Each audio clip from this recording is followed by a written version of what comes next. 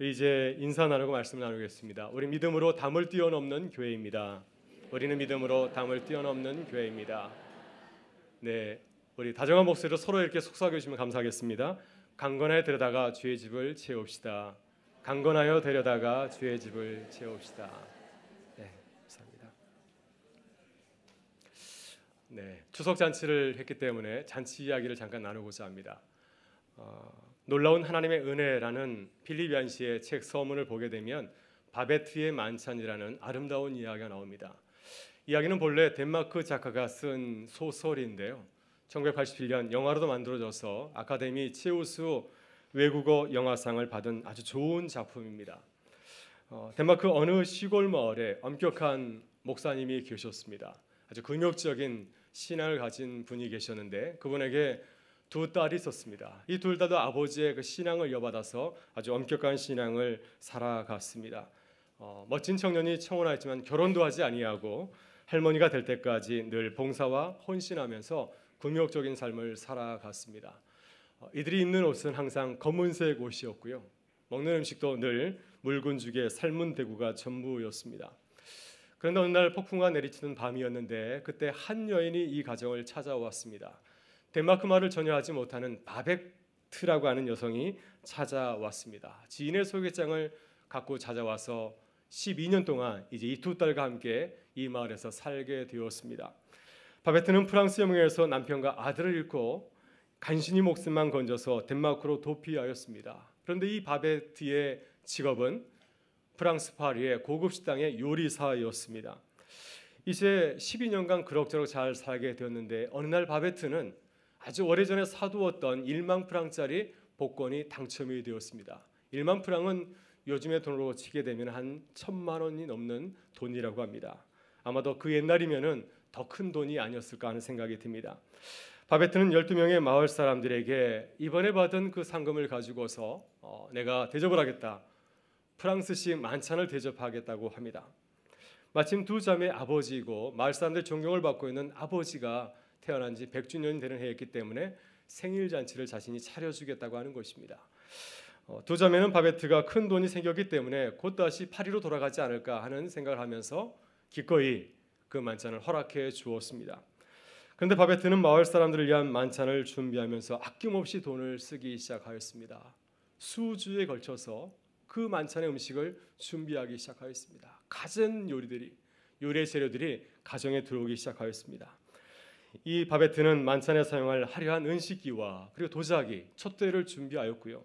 그리고 맛있는 음식을 준비하기 위해서 프랑스산 버섯, 달팽이 요리, 또 신선한 야채, 이상한 바닷속 생물들, 살아서 움직이는 바다 거북까지 신기한 음식들을 이렇게 준비하기 시작하였습니다. 그 모습을 보면서 이 두 자매는 기뻐한 것이 아니라 깜짝 놀랐습니다. 혹시 우리가 이 음식을 통하여서 우리가 큰 죄를 범하는 것은 아닌가? 혹시 이것이 우리로 하여금 타락하게 하는 것은 아닌가 하는 생각을 하게 되었습니다. 그래서 만약 우리가 이러한 화려한 음식을 먹게 된다면 우리는 지옥불에 떨어질지도 몰라 하면서 심히 걱정하였습니다. 마을 사람들에게 이 사실을 알리고 내가 이러한 결정을 한 것에 대해서도 크게 후회를 하게 되었습니다. 이제 드디어 만찬이 시작이 되었습니다. 어쩔 수 없이 바베트의 만찬에 참석한 마을 사람들은 더 이상 죄를 짓지 않기 위해서 어떤 음식이 나와도 아무 말도 하지 아니하고 맛있는 표정도 짓지 않기로 마음을 모았습니다.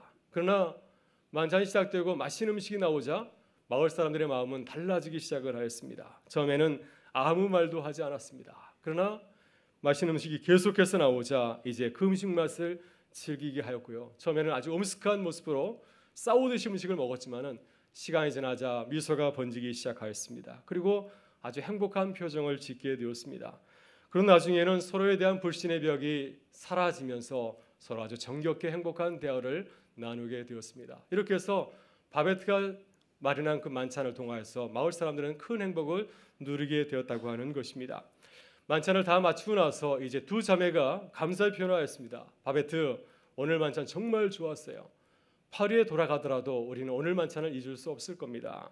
그랬더니 바베트는 파리로 돌아가지 않겠다고 하였습니다. 파리에 돌아가도 돌아갈 사람이 없다는 것이고요. 또 그곳에서 살아갈 돈도 없다고 하는 것입니다. 두 자매가 깜짝 놀라서 당신이 받은 1만 달러, 1만 프랑 그 상금 어떻게 했습니까? 했더니 그때 바베트가 아주 충격적인 말을 하였습니다. 놀라지 마세요. 방금 여러분이 먹은 만찬에 나의 당첨금 1만 프랑을 다 사용했어요. 프랑스 고급 식당에서 이 정도 먹으려면 1만 프랑이 필요하답니다 하면서 방긋이 웃었다고 합니다. 여러분, 바베트의 만찬 이야기는 단순히 멋진 식사 이야기가 아닙니다. 이 이야기는 우리에게 놀라운 은혜를 전해주고 있습니다. 바베트는 자신을 위해서 그동안 수고했던 마을 사람들을 위해서 아낌없이 자신이 가지고 있는 모든 것을 다 투자하였습니다. 예수님께서 우리에게 이런 말씀하셨죠. 거저 받았으니 거저 주라. 너희가 받은 은혜를 그대로 나눠주라고 하는 것입니다. 이 바베트가 바로 그러한 사람이었습니다. 지난 12년간 나에게 은혜를 베풀어 줬던 두 자매와 마을 사람들을 위해서 아낌없이 그 잔치를 위해서 그 모든 것을 다 쓴 것이었습니다. 그때 마을 사람들은 바베트의 그 은혜로운 잔치를 통하여서 큰 행복을 누리게 되었다고 하는 것입니다. 여러분, 이것이 바베트의 만찬이 오늘 우리에게 주는 감동적인 메시지입니다. 여러분, 교회는 어떤 곳이 되어야 될까요? 교회는 바베트와 만찬 같은 곳이 되어야 됩니다. 왜냐하면 예수님께서 교회를 큰 잔치에 비유하셨기 때문입니다. 오늘 보면 16절을 보게 되면 주님께서 이렇게 말씀하십니다. 어떤 사람이 큰 잔치를 베풀고 많은 사람을 청하였더니, 교회는 이런 잔치 같은 곳이 되어야 된다고 하는 것이죠. 바베트가 큰 잔치를 베풀고 많은 사람들을 잘 섬겼던 것처럼 그러한 곳이 되어야 된다고 하는 것입니다. 여러분, 잔치에 가면 우리의 마음이 열리지 않습니까? 평소에 못 먹었던 맛있는 음식 많이 먹을 수 있고, 또 음식을 먹다 보면 우리의 마음이 열려서 주위 사람들과 아주 행복한 대화를 나누게 되지 않습니까? 교회가 바로 이러한 곳이 되어야 되는 거죠. 교회에 찾아오는 모든 사람들에게 아낌없이 풍성한 주님의 은혜를 나눠주는 그러한 곳이 되어야 될 줄 믿습니다. 우리 교회가 바베트의 만찬과 같이 우리 교회 찾아오시는 분들을 잘 영접하고 섬기는 교회가 될 수 있기를 주의 이름으로 축원합니다. 여러분, 우리는 다음 주일에 교회 생일을 맞이하여서 이웃을 초청하는 예배를 드립니다. 다음 주 우리 모두가 바베트처럼 최선을 다하여서 우리 교회 오시는 분들을 섬길 수 있기를 바랍니다.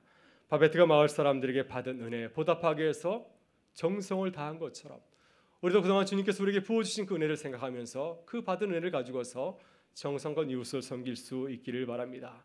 그래서 우리 교회 오시는 분들이 와, 큰 잔치 온 것 같다, 우리가 큰 VIP 같아, 이런 느낌을 받을 수 있도록 잘 섬길 수 있기를 바랍니다. 그래서 우리 교회 오신 분들이 큰 잔치집에 온 것 같은 그런 기쁨을 누릴 수 있도록 힘쓰는 우리 교회가 되기를 바랍니다.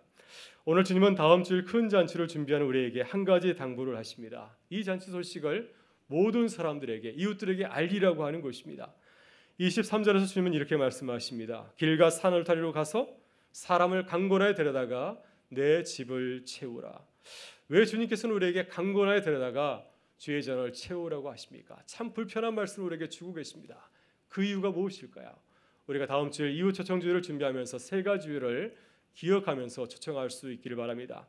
첫째, 주님이 우리에게 당부하신 천국 잔치는 모든 사람을 초대하기 때문입니다. 본문 15절에서 주님은 이렇게 말씀하십니다. 같이 한번 읽어보겠습니다.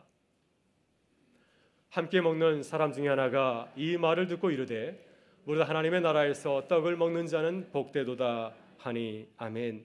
무릇 하나님의 나라에서 떡을 먹는 자는 참 복되다. 이 말씀은 예수님의 말씀이 아니라 예수님과 함께 큰 잔치에 참석한 사람이 한 이야기였습니다. 여러분, 유대인들은 마지막 날에 큰 잔치를 기대하였습니다. 지금은 우리가 힘들게 살아가지만은 하나님께서 마지막 날에 우리를 위해서 큰 잔치를 배설할 것이라고 생각하였습니다. 이것이 유대인들이 갖고 있는 큰 소망이었습니다. 이사야 선지자는 25장 6절에서 이렇게 말씀하십니다. 만군의 여호와께서 이 산에서 만인을 위하여 기름진 것과 오래 저장하였던 포도주로 연회를 베푸시리니 곧 골수가 가득한 기름진 것과 오래 저장하였던 많은 포도주로 하실 것이며, 이러한 연회가 마지막 날에 열릴 것이라고 하는 것입니다. 하나님께서 마지막 날에 모든 사람들을, 모든 유대인을 초대할 터인데 이 자리에 우리가 참석하게 될 것이라고 하는 것이죠. 이것이 유대인들이 가지고 있었던 큰 소망 중에 하나였습니다. 그러나 많은 유대인들은 하나님이 베푸시는 이 종말론적인 천국 잔치에 우리들만 참여할 것이라고 생각하였습니다. 이사야 선지자는 만인을 위해서 주님께서 연회를 베푸실 거라고 말씀하셨는데 그게 아니라고 하는 것입니다. 마지막 날에 주님께서 베푸실 그 연회에는 모든 사람이 참여하는 것이 아니라 오직 우리 유대인들만 참여할 것이라고 그들은 말씀을 잘못 이해하여서 받아들였습니다. 그래서 오늘 주님께서는 유대인들이 가지고 있는 잘못된 천국 잔치된 환상에 대해서 지적하시면서 천국 잔치에 대한 바른 그림을 우리에게 가르쳐 주고 계십니다.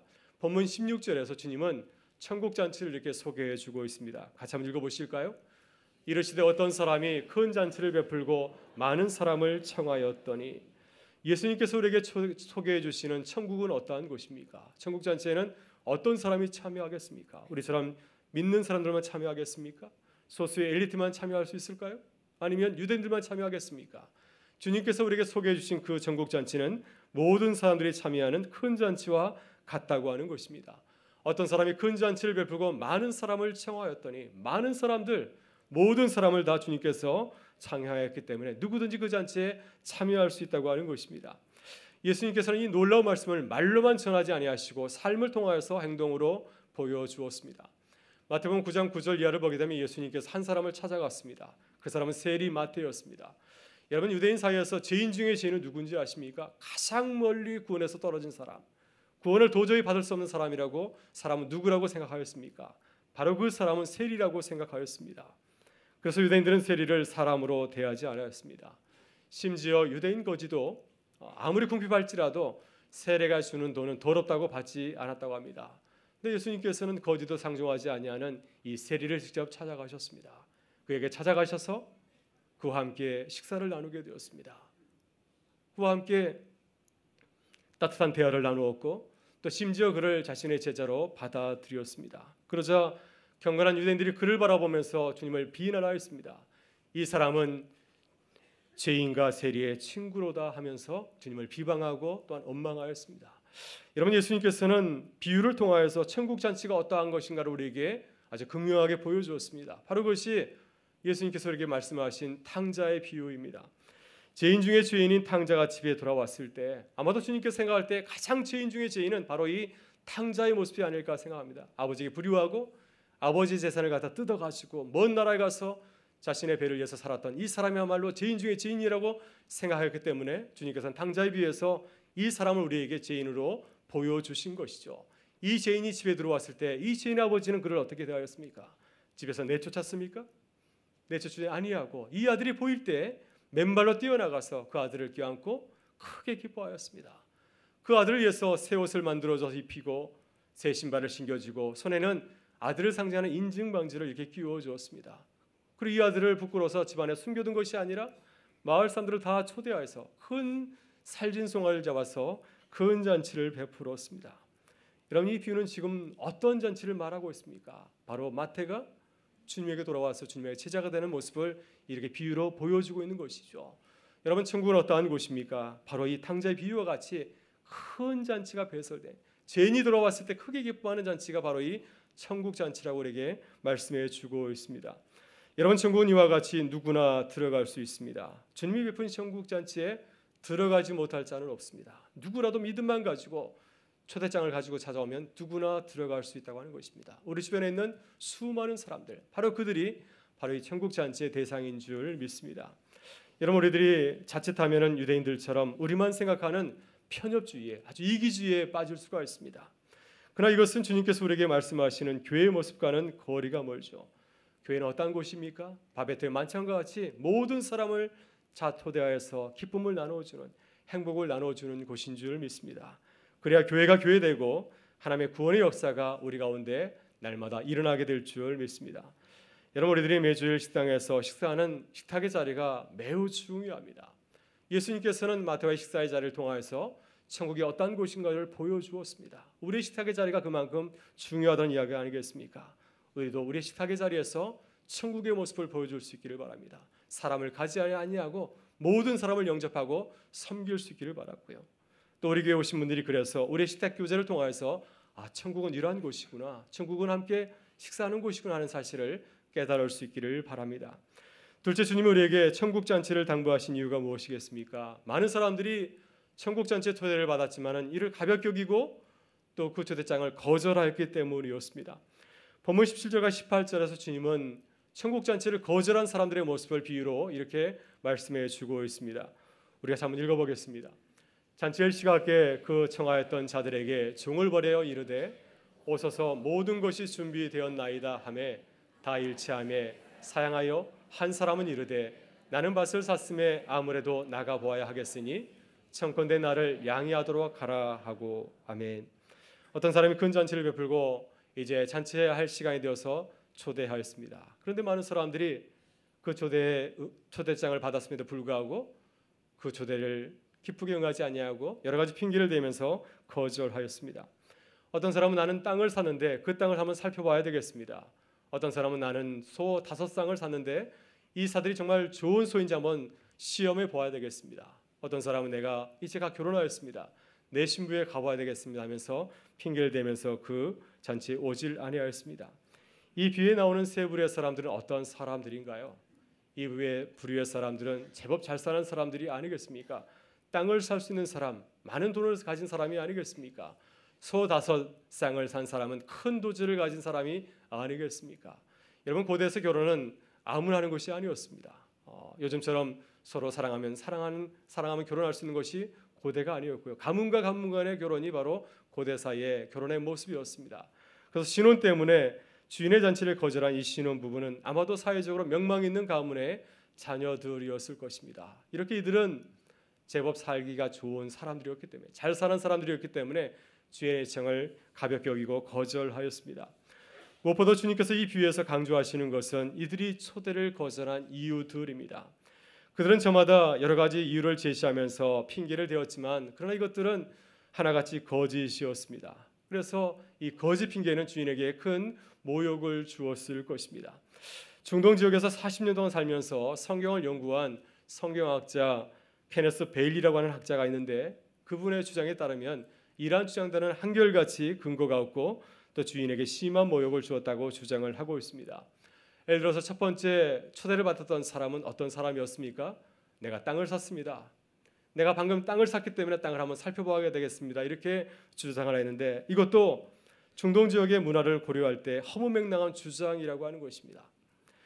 중동 지역에서 경작지를 사거나 팔 때는 수개월이 걸린다고 합니다. 땅을 살 때는 함부로 사지 아니하고 미리 알아본다고 하는 것이죠. 토질이 좋은가, 물이 잘 빠지는가, 또 볕이 잘 드는가, 혹시 내가 산 땅이 사막적은 아닌가 미리 꼼꼼히 살펴보고 나서 그 땅을 산다고 하는 것입니다. 따라서 첫 번째 손님처럼 밭을 산 다음에 밭을 알아보는 그런 멍청한 농부는 없다고 하는 것입니다. 이런 식으로 핑계를 대고 잔치에 참석한 사람들은 어떠했겠습니까? 아마도 이들의 핑계는 주인에게 큰 모욕을 주었을 것입니다. 예수님께서는 이렇게 주인의 잔치에 초대를 받았지만 거절한 사람들을 비유로 말씀하고 있습니다. 우리 주변을 보게 되면 이러한 사람들이 참 많이 있습니다. 우리가 전도하더라도 같은 핑계를 대면서 거절하는 사람들이 얼마나 많이 있습니까? 예수님 당시에 여기 있는 사람들이 예수님의 초대를 받고도 거절했던 것처럼 오늘 우리 주변에도 우리가 전도하더라도 여러 가지 핑계를 대면서 오지 않는 분들이 참 많이 있습니다. 이들은 복음이 없이도 얼마든지 내 힘으로 이 세상을 잘 살아갈 수 있다고 믿고 있기 때문이 아니겠습니까? 특별히 요즘에는 청소년들과 젊은이들이 복음을 노골적으로 거부하고 있습니다. 저는 몇 번 대학에 가서 말씀을 전한 적이 있습니다. 기독대학인데요.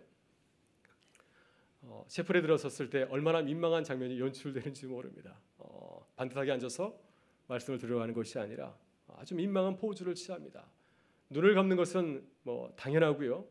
거의 잠자는 포즈로 이렇게 의자에 앉아 있습니다. 그래서 그 포즈를 통해서 저에게 말하고 있습니다. 나는 당신의 말씀을 듣게 앉지 않겠습니다. 그러니 빨리 말씀을 마치고 가시기 바랍니다. 그래서 말씀을 전할 때는 눈을 감고 잠을 자던 그 친구들이 말씀이 끝나자마자 번떡 일어나서 밖으로 나가는 것을 보게 됩니다. 그때 참 민망하기 그지없습니다. 어떤 목사님은 대학에 가서 이제 말씀을 전하게 되었는데요. 학생들이 너무나 민망한 포즈를 취하셔서 말씀을 전하던 도중에 나왔다고 합니다.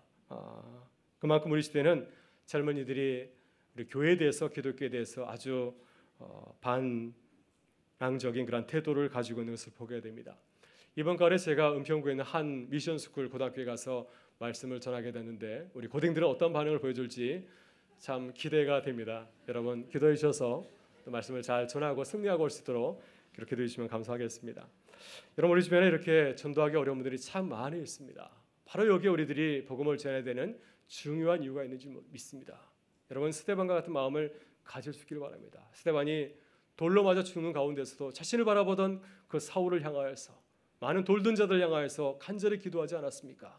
그런 열심을 가지고서 그런 뜨거운 사랑을 가지고서 복음을 거절하는 자들에게 주의 복음을 전하는 우리 교회가 될 수 있기를 주의 이름으로 축원합니다. 셋째, 주님이 우리에게 천국 전체의 복음을 힘써 전하는 이유는 무엇입니까? 우리 주변에는 복음을 들을 자들이 많이 있기 때문입니다. 우리가 강권하여서 주의 복음을 전하면 주님의 사람이 될 사람들이 참 많이 있다고 하는 것입니다. 본문 23절에서 주님은 우리에게 이렇게 분부하고 있습니다. 같이 한번 읽어보실까요? 주인이 종에게 이르되 길가 산 울타리 가로 나가서 사람을 강권하여 데려다가 내 집을 치우라. 아멘. 네, 예수님은 이 비유의 마지막 부분에서 놀라운 복음의 소식을 전하고 있습니다. 주인이 잔치를 베풀고 많은 사람을 청하였지만 오지 아니하였습니다. 그때 주인은 문 닫아라 이렇게 얘기한 것이 아니라 종들에게 어떻게 말하였습니까? 두 번, 세 번 나가서 다른 사람들을 모셔오라고 하는 것입니다. 두 번째, 세 번째 모셔온 분들은 첫 번째 초청 대사장들과 전혀 다른 사람들이었습니다. 처음 초청한 사람들은 사회 엘리트라고 했다고 한다면 두 번째, 세 번째 모셨던 사람은 어떤 사람들입니까? 도시의 중심에 사는 사람들이 아니라 도시의 변두리에 살아가는 지하층의 사람들이었습니다. 그들의 실력과 능력을 가지고는 도저히 주인의 상에 참여할 수 없는 자들이었습니다. 그런데 주인은 그들에게 가서 강권하여 그들을 데려다가 주인의 잔치집에 데려오라고 하는 것이었습니다. 여러분, 우리가 이 비유에서 강권하여 데려오라는 말씀을 다시 한번 이해할 필요가 있습니다. 우리는 이 말씀을 억지로 데려오나 보다 강권하여 데려오라 하면은 목사님께서 다음 주에 억지로라도 데려오나 보다 이렇게 말씀을 이해하는데 이 말씀의 뜻은 조금 다릅니다. 이 말씀은 사회 관심을 받지 아니하고 소외된 자들에게 찾아가서 사랑으로 그들을 설득하여서 그들을 감동시켜서 그들을 데려오라는 말씀입니다. 여러분, 제가 길거리에서 살아가는 노숙자들, 거린들에게 찾아가서 이런 말씀을 전한다면 그들이 제 말을 믿을까요? 대통령이 당신을 청와대에 초대하였습니다. 나와 함께 갑시다. 하게 되면 그들이 내 말을 믿겠습니까? 거짓말하지 마십시오. 어떻게 나 같은 자를 초대하겠습니까? 거짓말하지 말고 저리 가십시오 하면서 화를 내지 않겠습니까? 그때 우리는 그 사람을 향해서 확신 있게 말합니다. 아닙니다. 너와 함께 갑시다. 정말 대통령이 당신을 초대하였습니다. 나를 믿고 나를 따라와 주시기 바랍니다. 그러면 당신이 큰 은혜를 받게 될 것입니다. 이렇게 전하는 것이 바로 강권하여 데려오라는 말씀의 뜻이라고 하는 것입니다. 여러분, 우리들이 복음을 전할 때 강권하여 데려올 수 있기를 바랍니다. 뜨거운 열정과 열심을 가지고서 사랑으로 설득하여서 우리의 사랑이 아니면 도저히 올 수 없는 그분들을 초대할 수 있기를 주의 이름으로 축원합니다. 여러분, 예수님의 사역을 보게 되면 주님이 가장 먼저 누구를 찾아갔습니까? 예수님이 도시의 중심에 있는 엘리트를 찾아간 것이 아니라 소외받은 자들을 향해서 찾아가지 않았습니까? 한낮에 물을 길러 나왔던 사마리아 여인에게 찾아가서 복음을 전하셨고, 또 주님은 가늠하다 현장에서 붙잡힌 그 불쌍한 여인을 찾아가서 복음을 전하였습니다. 또 뽕나무에 올라갔던 세리장 삭개오, 아무도 그를 사람으로 간주하지 않았던 삭개오 세리장의 집에 찾아가서 복음을 전하였습니다. 또 주님은 나면서 앞을 보지 못하였던 거린에게 찾아가서 놀라운 주의 복음을 전하였습니다. 그때 놀라운 역사가 일어나지 않았습니까? 주의 복음을 듣게 되었을 때 그들이 복음을 듣고 새로워져서 주님의 복음을 전하는 놀라운 제자로 거듭나게 되었습니다. 바로 여기 우리들이 사람을 가리지 아니하고 복음을 전해야 되는 중요한 이유가 있는 줄 믿습니다. 여러분, 우리나라 개화기에 찾아왔던 선교사들도 이 비유의 종들처럼 복음을 전하였습니다. 메리 스크랜턴 선교사는 이화역당을 세운 선교사였습니다. 메리 스크랜턴은 조선의 여인들을 향하여서 이화역당을 세웠습니다. 그런데 양반가의 자녀들은 오질 않았습니다. 그때 이 스크랜턴 여사는 가난한 여인들을, 부모의 버림을 받은 그 여인들에게 관심을 가지고 그들에게 찾아가서 그들을 학교로 인도하였습니다. 그래서 이화역당은 가난하고 소외된 조선의 소녀들이 교육을 받는 장이 되었습니다. 이렇게 해서 조선의 가난한 여인들이 스크랜턴 여사의 그러한 인도를 통해서 민족의 지도자로 새롭게 거듭나게 되었습니다. 그 중에 한 사람이 이화역당 네 번째 입학생인 박에스더, 우리 이론은 김점동이라고 하는 소녀입니다.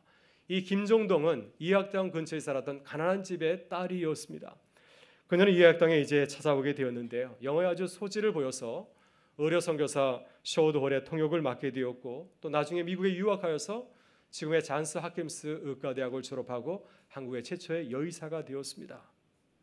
여러분, 선교사 스크랜턴이 조선의 가난한 여인들에게 관심을 주지 않았다고 한다면 이런 놀라운 복음의 역사는 일어나지 않았을 것입니다. 가난한 여인들에게 관심을 가졌을 때, 그들에 다가가서 복음을 전했을 때 놀라운 구원의 역사가 그들을 통해서 이루어진 것을 보게 됩니다. 여러분, 우리도 눈을 들어서 세상을 보면은 복음을 기다리는 자들이 많이 있는 줄 믿습니다. 때로 우리는 핑계대지 않습니까? 사람을 가리기도 하고 또한 제한하기도 합니다. 또 복음을 전할 대상이 없다고 불평할 때가 참 많이 있습니다. 그러나 오늘 주님께서 우리에게 이렇게 당부하십니다. 길과 산을 터리로 나가서 강건하여 내 집을 채우라 말씀하십니다. 상대를 가리지 말고 때를 얻든지 못 얻든지 주의 복음을 힘있게 전하라고 우리에게 강건하여 말씀하고 있습니다. 이번 가을을 맞이하여서 우리의 사명을 새롭게 할 수 있기를 바랍니다. 강건하여 영혼을 데려라. 이것이 교회의 본질적인 사명인 줄 믿습니다. 이번 가을에 영혼을 구하는 우리 교회로 거듭날 수 있기를 주의 이름으로 축원합니다. 이제 내일부터 우리가 특별 새벽기도를 갖게 되는데요. 한 주간 기도하시면서 우리 교회의 사명을 새롭게 깨달을 수 있기를 바랍니다. 그래서 다음 주일에는 우리 교회 생일을 맞이해서 우리가 기뻐하는 마음으로 이웃을 초대하고 하나님께 영광 돌리는 교회 창립제일이 될 수 있기를 주의 이름으로 축원합니다. 우리 다 같이 일어나셔서 함께 주님을 찬양하며 나가겠습니다.